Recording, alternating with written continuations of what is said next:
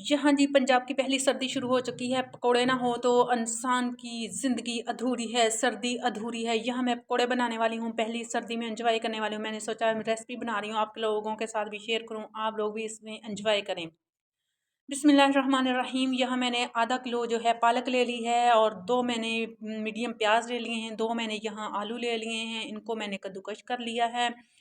अगर हम दूसरी तरह भी काट सकते हैं, लेकिन वो जो हम मोटे रह जाते हैं और उससे क्या होता है जी, हमारे पकौड़े अंदर से कच्चे रह जाएंगे। इसलिए मैंने जहाँ कद्दूकश कर लिया, 1 प्याली मैंने बेसन ले लिया है, 1 चम्मच मैंने ज़ीरा ले लिया, 1 चम्मच धनिया लिया, इसको थोड़ा सा क्रश कर लिया है। और 1 मैं चम्मच भर कर जो है स्पाइसेस का डाल रही हूँ, कूटी लाल मिर्च का आधा हाफ चम्मच जो मैंने नमक डाल दिया। नमक आप अपने टेस्ट के हिसाब से डालेंगे। आधी चम्मच जो है आप लोगों ने हल्दी डाल देनी है और अच्छे से मिक्स करके उसको रेस्ट के लिए छोड़ दें। यहाँ जी मेरे पकोड़े जो अल्हम्दुलिल्लाह से मिक्सर तैयार हो चुका है। उधर मेरे जो ऑयल भी गर्म हो चुका है अच्छा खासा, देख लें। और ये जो मैं पकोड़े बना रही हूँ, आप लोगों ने इसके अंदर थोड़ी सी अजवाइन जो है ज़रूर डाल लेनी है। वो मैं स्किप कर दी है वीडियो बनाते हुए, नहीं बता सकी, आप लोगों को डालते हुए वीडियो नहीं बना सकी। यहाँ मेरे जी अल्हम्दुलिल्लाह पकोड़े खाएँ और हम सर्दी को एंजॉय करें। सर्दी में पकोड़े ना हों तो ये तो मज़ा ही कुछ अधूरा रह जाता है हमारी सर्दी का।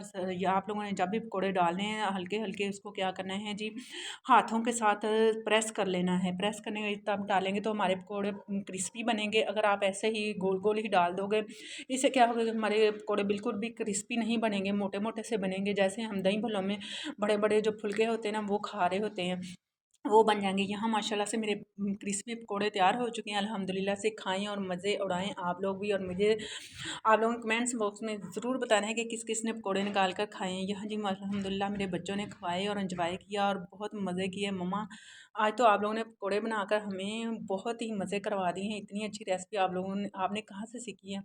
मैंने कहा बेटा ये मेरी अपनी रेसिपी है, खाएँ और बस आप एंजॉय करें और दुआओं में याद रखें।